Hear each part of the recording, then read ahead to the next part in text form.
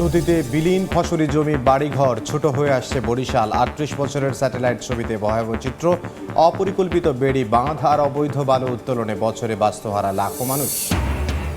৬ দাবিতে বরিশাল শেরি বাংলা মেডিকেলে ইন্টার্ন চিকিৎসকদের দ্বিতীয় দিনের কর্মবিরতি। রোগী স্বজনদের দুর্ভোগ, ব্যবস্থা নেয়ার আশ্বাস স্বাস্থ্যমন্ত্রীর। তীব্র গরমের মধ্যে ঘন ঘন লোডশেডিং, দুর্বিষহ দক্ষিণাঞ্চলের জনজীবন। নিরবচ্ছিন্ন বিদ্যুৎ সরবরাহ আশ্বাসেই আটকা। অপরিকল্পিত নগরায়নে বাড়ছে তাপমাত্রা। কৃষকের ধান কিনছে না সরকারি খাদ্য গোদাম। পিরোজপুরে ফরিয়াদের কাছ থেকে মানহীন শস্য ক্রয়ের অভিযোগ। কোনো অনিয়ম হচ্ছে না, দাবি কর্মকর্তাদের।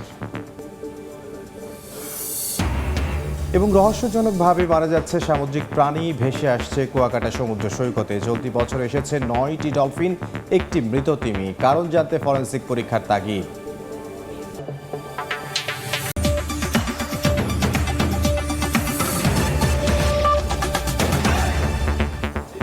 আমন্ত্রণ সময় সংবাদের নিয়মিত আয়োজন। বিভাগীয় সময়ে থাকছি সপ্তাহের 7 দিন ভিন্ন ভিন্ন বিভাগের সংবাদ নিয়ে। আজ থাকছে বরিশাল বিভাগ, সঙ্গে আছে আমি ইমদাদুল হক। ক্রমশই ছোট হচ্ছে বরিশালের মানচিত্র। গত ৩৮ বছরের স্যাটেলাইট চিত্র বিশ্লেষণে দেখা গেছে নদী গর্ভে বিলীন হয়েছে মাইলের পর মাইল ফসলি জমি, ঘরবাড়ি আর গুরুত্বপূর্ণ স্থাপনা। ভাঙন ঝুঁকিতে বিভাগের ১০২ কিলোমিটার বাঁধ। অপরিকল্পিত বেড়ি বাঁধ আর অবৈধ বালু উত্তোলনেই প্রতি বছর বাস্তুহারা হচ্ছেন লক্ষাধিক মানুষ। যদিও পরিকল্পিত ব্যবস্থা নেয়ার কথা জানিয়েছে পানি উন্নয়ন বোর্ড।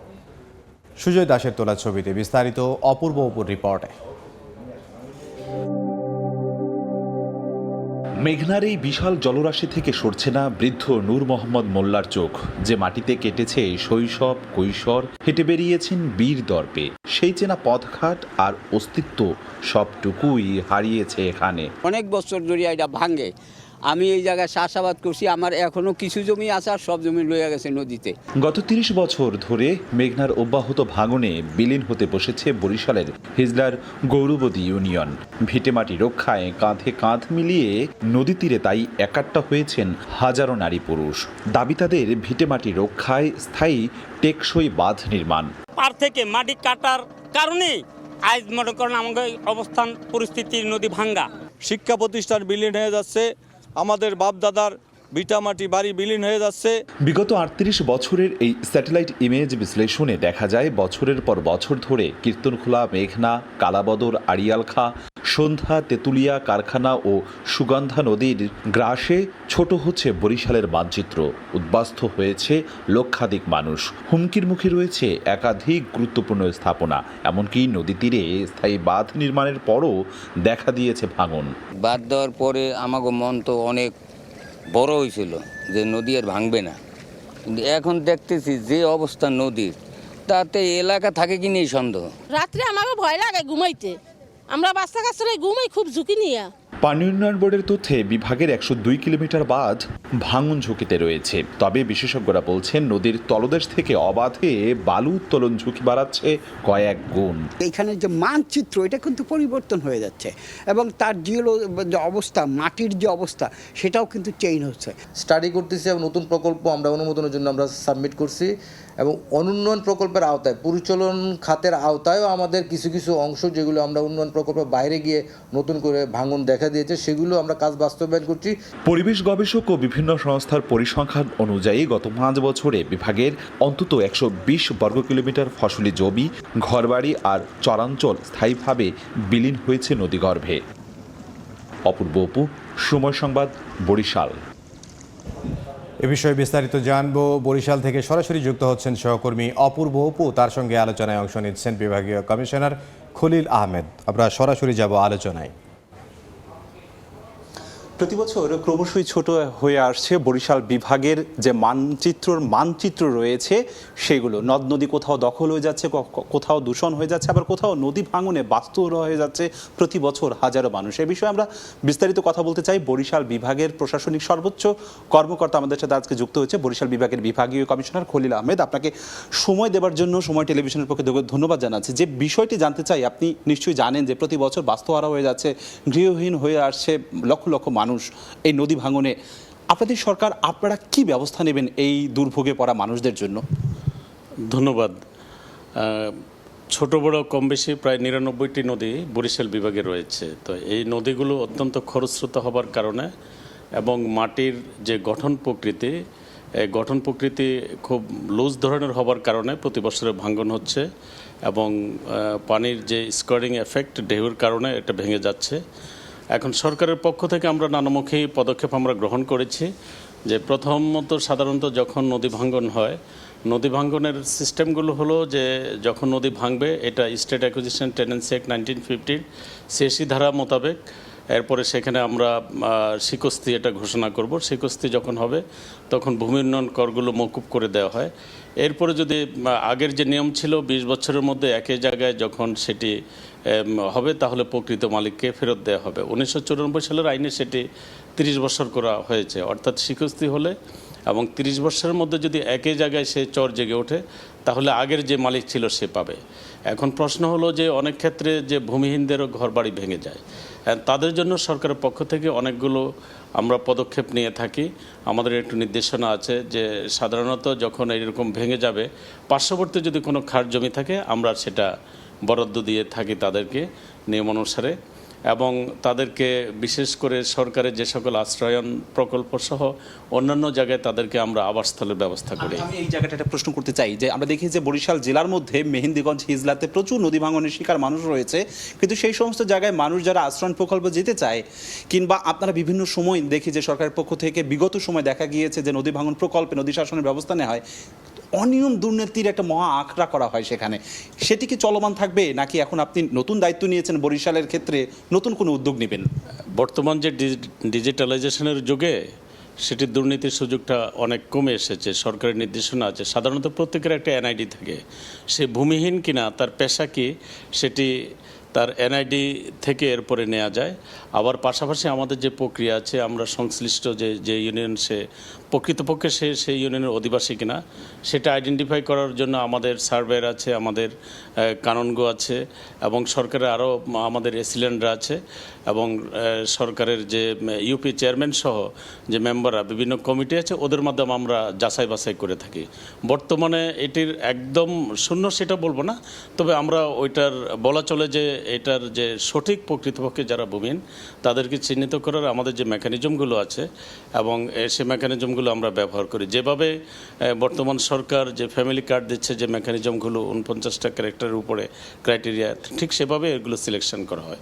কাজে এখানে এখন দুর্নীতির যে সুযোগটা এটা অনেকাংশে কমে এসেছে।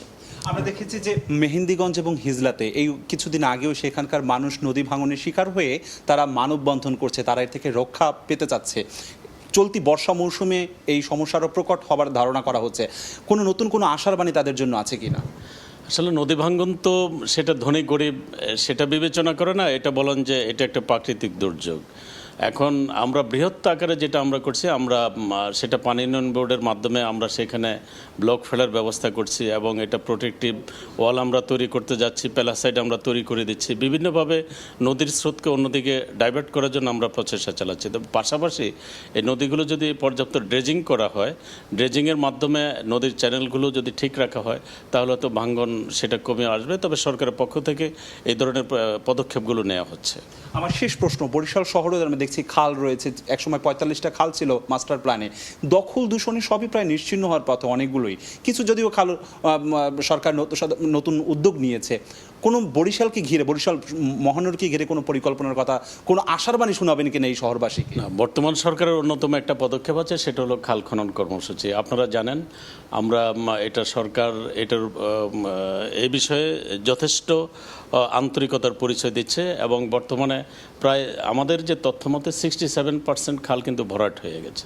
এই 67% খাল ভরাট হওয়ার কারণে পানি উন্নয়ন বোর্ডের গুরুত্বপূর্ণ 218টির মতো স্লুইস গেট বন্ধ হয়ে গেছে। তো সেগুলোকে কর্মক্ষম করার জন্য এবং সেগুলোকে কার্যকর করার জন্য আমরা ইতিমধ্যে পুনঃখনন প্রক্রিয়া আমরা চালাচ্ছি। আর এগুলো একটু সময় সাপেক্ষ ব্যাপার, তবে সরকারের 180 দিনের কর্মসূচিতে আমরা যে টার্গেটটা নিয়েছি আশা করি সেটা আমরা ফুলফিল করতে পারবো এবং জনগণ বিশেষ করে কৃষকরা এর সুফল ভোগ করবে এবং শীঘ্রই কৃষকদের মুখে হাসি ফুটবে এই ধরনের খাল খনন কর্মসূচি যদি আমরা বাস্তবায়ন করতে পারি। অনেক অনেক ধন্যবাদ। নবাগত বরিশালের বিভাগীয় বিভাগীয় কমিশনার মানুষের মুখে হাসি ফোটানোর যে আশাবাদ ব্যক্ত করেছে সেটি সবাই পূর্ণ হবে, সেই প্রত্যাশাটি করা হচ্ছে। আপাতত বরিশাল থেকে আমার কাছে সবশেষ নদী ভাঙন কবলিত মানুষের থেকে এতটুকু খবর ছিল। বরিশাল থেকে সহকর্মী অপূর্ব উপযোগ দিয়েছিলেন এবং তার সঙ্গে ছিলেন বিভাগীয় কমিশনার খলিলুর রহমান। বিভাগীয় সময় আরও থাকছে।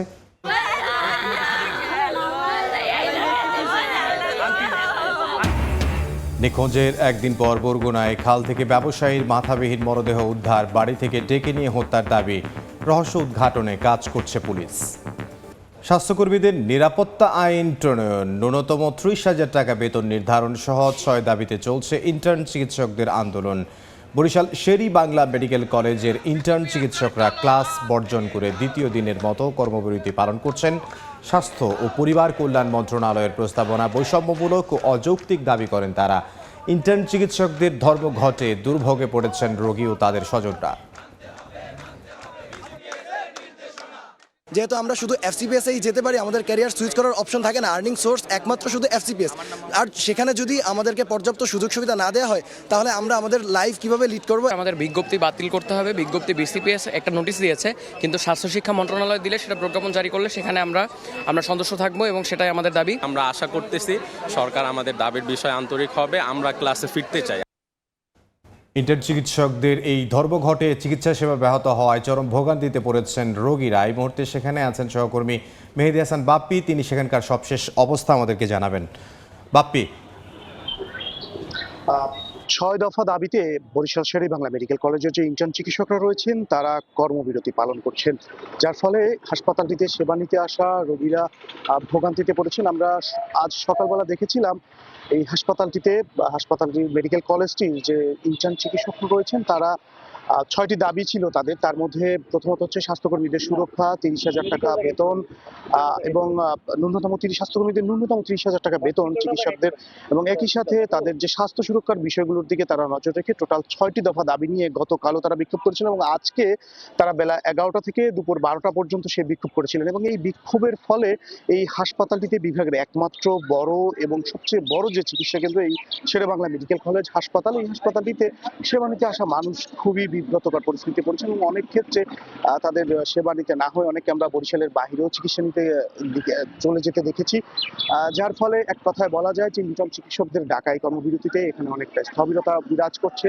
একদিকে আমরা এই হাসপাতালে যারা দায়িত্বরত রয়েছেন, সহকারী পরিচালক অর্থ ভান্ডারের যিনি দায়িত্বরত রয়েছেন ডাক্তার আব্দুল মুনায়েম স্যার, তিনি আমাদেরকে বলেছেন যে যত দ্রুত সম্ভব এই সংকট কাটার জন্য তারা ব্যবস্থাগুলো নেবেন। এবং আরো বলে রাখি এই হাসপাতালটিতে প্রতিদিন প্রায় 3 থেকে 3,500 মানুষ চিকিৎসা নেয় এবং এই চিকিৎসা নিতে গিয়ে অনেক সময় ডাক্তারদের হিমশিম খেতে হয়, কারণ এখানে মোট 500টাই শয্যা থাকলেও চিকিৎসা দিতে হচ্ছে প্রতিদিন 3,000 মানুষকে, যার ফলে রোগীদের সাথে ছোটখাটো বাকবিতণ্ডা এবং হয়েই থাকে এবং ছোটখাটো যে তর্ক বিতর্ক এবং মারামারির ঘটনাও কিন্তু আমরা হাসপাতালটিতে দেখে থাকি, যার ফলে সেই নিরাপত্তা সহ এবং তাদের যে বেতনের একটি কাঠামো রয়েছে সবগুলো মিলিয়ে তারা মোট 6টি দাবিতে এই কর্মবিরতি পালন করছে। তো বরিশাল শেরি বাংলা মেডিকেল কলেজ হাসপাতাল থেকে আমার কাছে এই ছিল সর্বশেষ। শেরেবাংলা মেডিকেল কলেজ হাসপাতালের সামনে থেকে সহকর্মী মেহেদী হাসান বাপ্পি। বরিশালে হাম সংক্রমণে শিশুদের পাশাপাশি আক্রান্ত হচ্ছেন বড়রাও। জেনারেল হাসপাতালে ভর্তি থাকা 43 জন রোগীর মধ্যে 36 জনই বয়স্ক। এদিকে তীব্র শয্যা সংকটের কারণে হাসপাতালের বারান্দার মেঝেতে চিকিৎসা নিতে হচ্ছে রোগীদের। স্বজনরা বলছেন হাসপাতালে বেড না পেয়ে বারান্দার মেঝেতে ঠাঁই নিতে হয়েছে তাদের। অপরিচ্ছন্ন পরিবেশে চিকিৎসা নিতে গিয়ে চরম ভোগান্তির পাশাপাশি বাড়ছে অন্য রোগে ছড়ানোর ঝুঁকিও। বরিশাল শেরি বাংলা মেডিকেল কলেজ হাসপাতাল কর্তৃপক্ষ জানায় গত 24 ঘন্টায় নতুন করে 36 জন ভর্তি হয়েছেন আর হাসপাতাল ছেড়েছেন 43 জন। বর্তমানে হাসপাতালটিতে হাম উপসর্গ নিয়ে ভর্তি রোগীর সংখ্যা 128 জন। মৃত্যু হয়েছে এক শিশুর। তীব্র শয্যা সংকটে ভুগছে পিরোজপুর জেলা হাসপাতালের শিশু ওয়ার্ড। বাধ্য হয়ে মেঝে ও বারান্দাতেও চিকিৎসা নিচ্ছেন রোগীরা। হাম উপসর্গ নিয়ে ভর্তি হওয়া রোগীদেরও রাখা হচ্ছে সাধারণ রোগীদের সঙ্গেই। একই অবস্থা অন্যান্য ওয়ার্ডেও। জিয়াউল হকের তথ্য ও তরিকুল ইসলাম অভির ছবিতে বিস্তারিত। 14 শয্যার শিশু ওয়ার্ড, চিকিৎসা নিচ্ছে কয়েক গুণ বেশি রোগী। 100 শয্যার পিরোজপুর জেলা হাসপাতালের শিশু ওয়ার্ডে শয্যা না পেয়ে মেঝে ও বারান্দায় চিকিৎসা নিচ্ছেন অনেক শিশু। এদের মধ্যে অনেকেই ভর্তি হাম উপসর্গ নিয়ে, তবে তাদের জন্য নেই আলাদা ব্যবস্থা। শিশু ছাড়াও অন্যান্য ওয়ার্ডেরও শয্যা সংকট, ভোগান্তিতে রোগী ও সঙ্গে আসা স্বজনরা। শ্বাসকষ্ট, ঠান্ডা, কাশি, তার জন্য ভর্তি দিচ্ছে আজকে। আমরা 3-4 দিন ধরে এখানে আছি, নিচে ফ্লোরে পড়ে আছি, বেড পাইনি এখনো। এখানে রোগীর পরিমাণটা বেশি, বেডের পরিমাণটা খুব কম, ফ্লোরে থাকতে হয়, খুব কষ্ট হয় বাচ্চা কাচ্চা নিয়ে। লোক ভরা, একটু হাঁটারও জায়গা পাওয়া যায় না। 75 জন রোগীকে দেখা, চিকিৎসা লেখা, ছুটি লেখা, ফ্রেশ অর্ডার করা, তার পরীক্ষা নিরীক্ষা করানো এবং সেটা রিপোর্ট দেখা, আলটিমেটলি সব কিছু শুধু আমার একারই জন্য। আমার সাথে আর কোনো ডাক্তার বর্তমানে কর্মরত নেই। রোগীর চাপ সামাল দিতে চিকিৎসা সংশ্লিষ্টরা হিমশিম অবস্থায়। সবসময় শিশু ওয়ার্ডে এক ভিড় লেগে থাকে, এত ভিড় এবং রোগীর সাথে কেয়ার গিভার অর্থাৎ পরিচর্যাকারী থাকে, সব মিলিয়ে দেখা গেছে যে 100-150 মতো লোকজন অবস্থান করে। এই রোগীর চাপ সামলানো খুব কষ্টসাধ্য হয়ে পড়েছে আমাদের ডাক্তার এবং সিস্টার এবং অন্যান্য সহায়ক স্টাফ মিলে। 100 শয্যার জেলা হাসপাতালে চিকিৎসা নেয় 7 উপজেলা সহ পার্শ্ববর্তী জেলার মানুষও। সময় সংবাদ, পিরোজপুর। তীব্র গরমে নাভিশ্বাস উঠেছে বরিশালের জনজীবনে।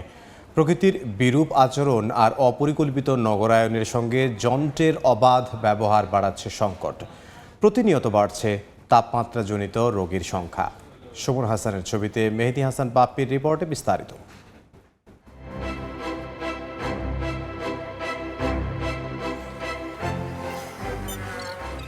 মাথার উপর গনগনে সূর্য, শরীর বেয়ে নামছে অবিরাম ঘাম। অসহ্য এই গরমে ঘরের বাইরে বের হওয়াই যেন এখন হয়ে উঠেছে সবচেয়ে কঠিন। চলতি মাসে মৃদু তাপদাহে পুড়ছে বরিশাল। আবহাওয়া অফিসের পূর্বাভাসে মাস জুড়ে তাপমাত্রা থাকবে স্বাভাবিকের চেয়ে বেশি, পারদ উঠতে পারে 38 থেকে 39 ডিগ্রি সেলসিয়াসে। জলীয় বাষ্পের পরিমাণ বেশি থাকার কারণে এবং তাপমাত্রা বেশি থাকার কারণে জনমনে গরমের অস্বস্তি বোধটা বেশি হচ্ছে। অধিক তাপমাত্রার কারণে অসুস্থ হচ্ছেন মানুষ, হাসপাতালে বাড়ছে রোগীর সংখ্যা। গরমের প্রভাবে আমার বাবা বমি করে, দেখা গেছে 50-60 করছি, আমার 30 টাকা মনে করেন যে কোনো দোকান বরফ মরফ ঠান্ডা মান্ডা খাইতে হয়। শহরে দিন দিন গাছ কমলেও বাড়ছে কাচ ঘেরা বহুতল ভবন। এসব ভবনের কক্ষ শীতল রাখতে ব্যবহার হচ্ছে শীতাতাপ নিয়ন্ত্রণ যন্ত্র। পানির লেয়ারটা নিচে নেমে গেছে আমাদের জলাশয় ভরাট এবং প্রপার ড্রেনেজ ব্যবস্থা না থাকার কারণে, যার ফলে নিচে পানির মাটির আর্দ্রতাটা কমে গেছে এবং মাটি শুষ্ক হয়ে উঠে উপরের সারফেসে তাপমাত্রাটাকে বৃদ্ধি করতেছে। এসি থেকে নির্গত গ্যাস পরিবেশের ক্ষতির পাশাপাশি উত্তপ্ত বাতাস বায়ুমণ্ডলে উঠতে না পারায় তৈরি হচ্ছে কৃত্রিম তাপদ্বীপ। এসিতে রেফ্রিজারেন্ট গ্যাস ব্যবহার করা হয় এবং এই গ্যাস মূলত যে এসি বের করে দেয়, এতে বায়ুমণ্ডলের যে স্তর রয়েছে সেখানে তাপ বিকিরণের বাধা সৃষ্টি করে। আবহাওয়া অফিসের তথ্য মতে কৃত্রিম উত্তাপে প্রতি বছর বরিশালে গড় তাপমাত্রা বাড়ছে 0.5 ডিগ্রি সেলসিয়াস পর্যন্ত। মেহেদী হাসান বাপ্পি, সময় সংবাদ, বরিশাল। স্থানীয় বিদ্যুৎ চাহিদার সবটুকুই জেলায় উৎপাদিত হলেও ঘন ঘন লোডশেডিংয়ে ভোলায় তীব্র ভোগান্তিতে গ্রাহকরা। তাদের অভিযোগ, বিতরণকারী সংস্থার অব্যবস্থাপনা ও গাফিলতিতে মাসের পর মাস এই অবস্থা। সমস্যা সমাধানের আশ্বাসেই সীমাবদ্ধ কর্তৃপক্ষ। নাসিরউদ্দিন লিটনের রিপোর্ট, ছবি তুলেছেন উৎপল দেবনাথ।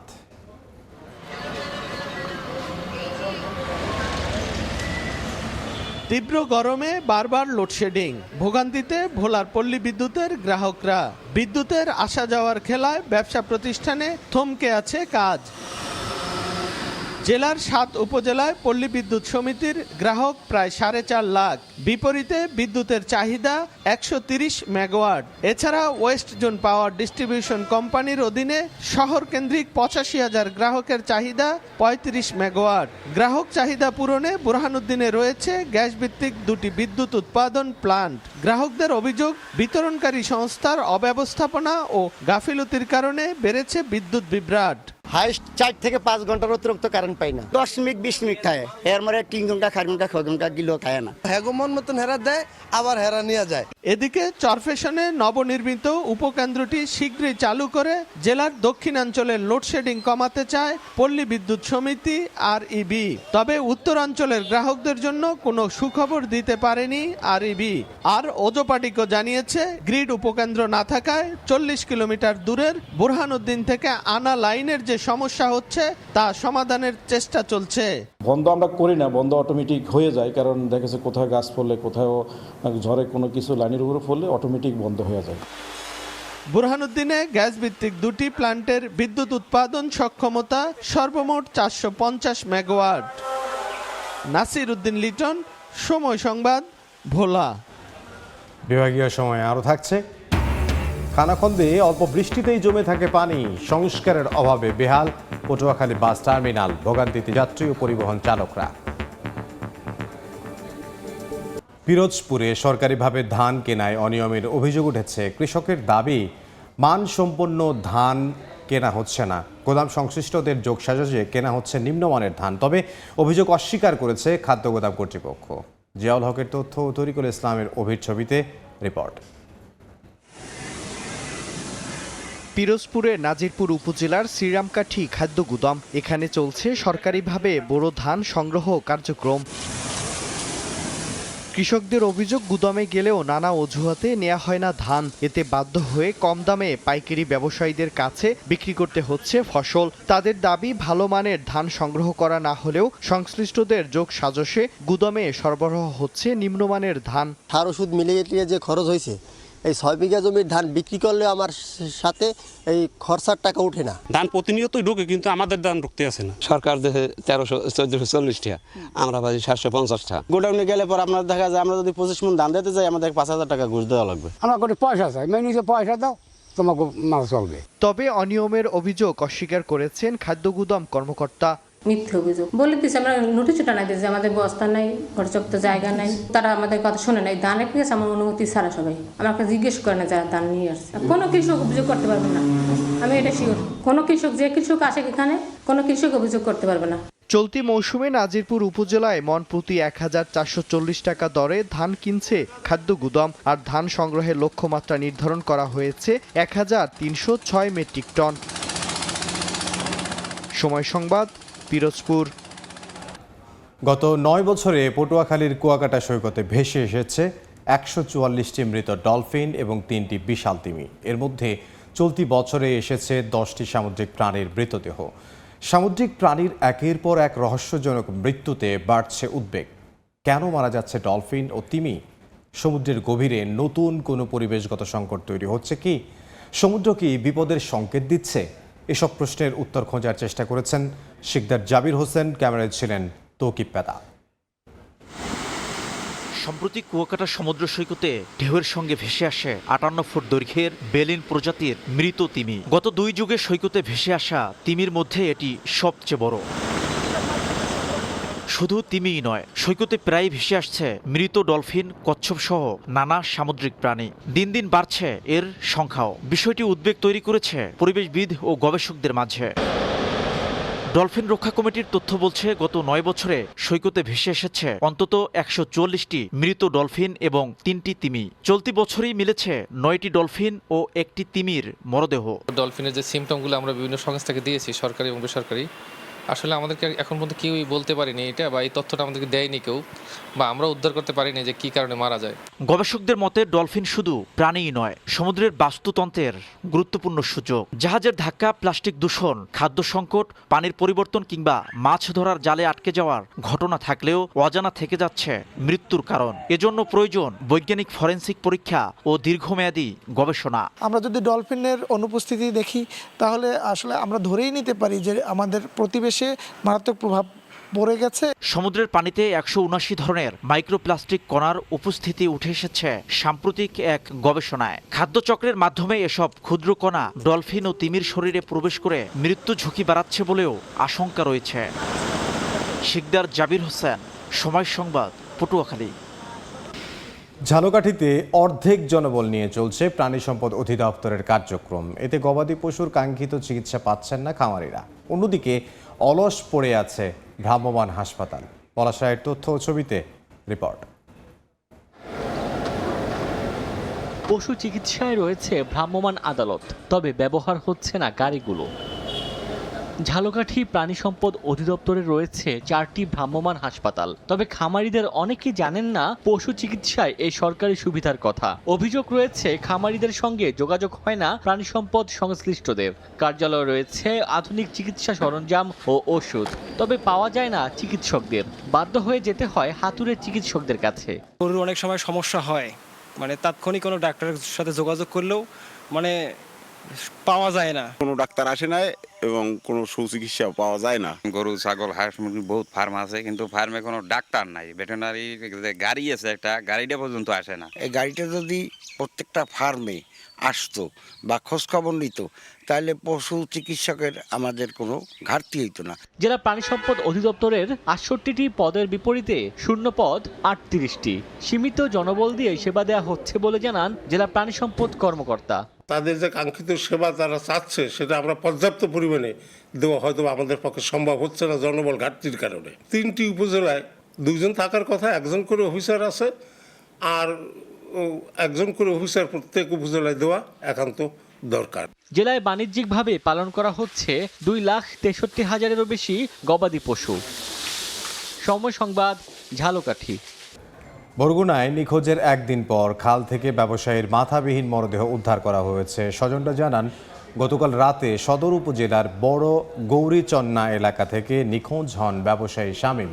অনেক খোঁজাখুঁজির পরও তার সন্ধান মেলেনি। আজ সকালে বাড়ির সামনে খালের পাশে রক্তের চিহ্ন দেখে স্থানীয়দের সন্দেহ হয়। পরে তল্লাশি চালিয়ে তার মাথাবিহীন দেহ খুঁজে পাওয়া যায় সেখানে।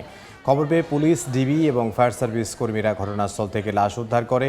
নৃশংস এই হত্যাকাণ্ডের রহস্য উদ্ঘাটনে তদন্ত চলছে বলে জানিয়েছে পুলিশ। আর বলাইয়া আছে ওই টাকা দেবে, 60,000 টাকা আর 30,000। আমার ছেলের বিচার চাই। আশেপাশে খোঁজাখুঁজি করছি, আমার আত্মীয় স্বজন নিয়ে পুরো এলাকা খোঁজাখুঁজি করছি, কোথাও পাই নাই। যে গাইছে দেখছে যে রক্ত দেখার পর মানে যে নিচে নিয়ে গেছে, এটাও দেখা যাইতেছে যে রক্ত পড়ে রয়েছে। তল্লাশির প্রায় 1 থেকে 1.5 ঘন্টা পরে ওই কচুরিপানার ভিতর থেকে একটা গলা কাটা মস্তকবিহীন একটা ডেড বডি উদ্ধার করে। আমরা এখন পর্যন্ত মস্তকটাকে খুঁজে পাইনি। বরিশালে বিভিন্ন দাবিতে 1 ঘন্টার কলমবিরতি পালন করেছে ইসলামী ব্যাংক সচেতন গ্রাহক ফোরাম। ব্যাংকের কর্মকর্তা কর্মচারীদের প্রতি সংহতি জানিয়ে এবং বিভিন্ন অনিয়মের প্রতিবাদে সকালে কর্মসূচি পালন করা হয়। কর্মসূচিতে অংশগ্রহণকারীরা ব্যাংকের অভ্যন্তরে বিভিন্ন অনিয়ম, অবৈধ নিয়োগের অবসান এবং ফ্যাসিস্টদের দোসরদের বহিষ্কারের দাবি জানান। একই সঙ্গে গ্রাহক ও কর্মকর্তা কর্মচারীদের নিরাপত্তা নিশ্চিতে দাবি তোলেন তারা। খানাখন্দ থাকায় একটু বৃষ্টিতেই পানি জমছে পটুয়াখালী বাস টার্মিনালে। ভোগান্তিতে পড়ছেন যাত্রী ও পরিবহন সংশ্লিষ্টরা। অভিযোগ রয়েছে, দীর্ঘদিন সংস্কারের অভাবেই স্থাপনাটির এমন দশা। জমি অধিগ্রহণ হলে পরিসর বাড়িয়ে আধুনিক টার্মিনাল নির্মাণের কথা জানিয়েছে এলজিইডি। সুজন দামের ছবি এবং মোহাম্মদ মনির হোসেন বাদরের তথ্যে রিপোর্ট। বাস টার্মিনালে জমে আছে পানি, ভোগান্তিতে যাত্রী ও পরিবহন চালকরা।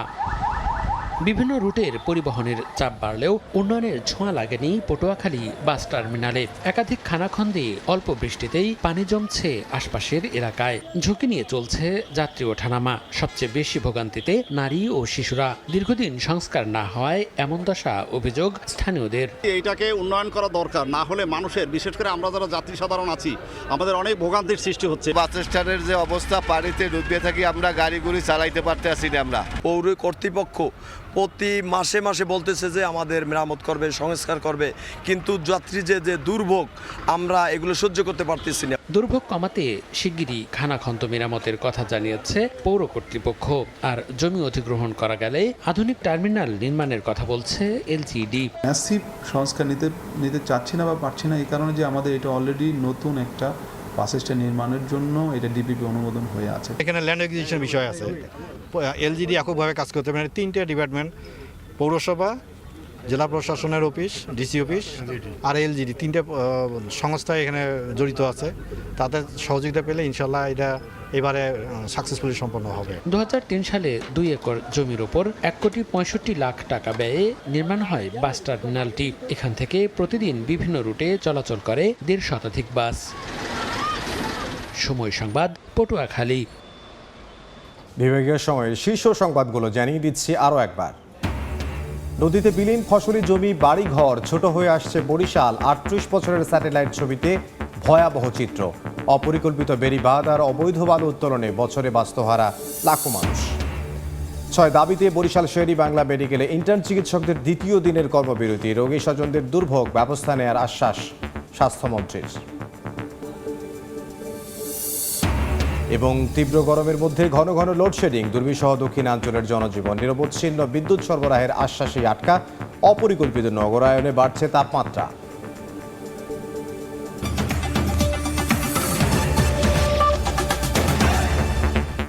এই ছিল বিভাগীয় সময়ে। আগামীকাল থাকবো রংপুর বিভাগের আয়োজন নিয়ে। এরপর আন্তর্জাতিক সময়ের সঙ্গে থাকবেন রোজা চৌধুরী। ধন্যবাদ ইমদাদ।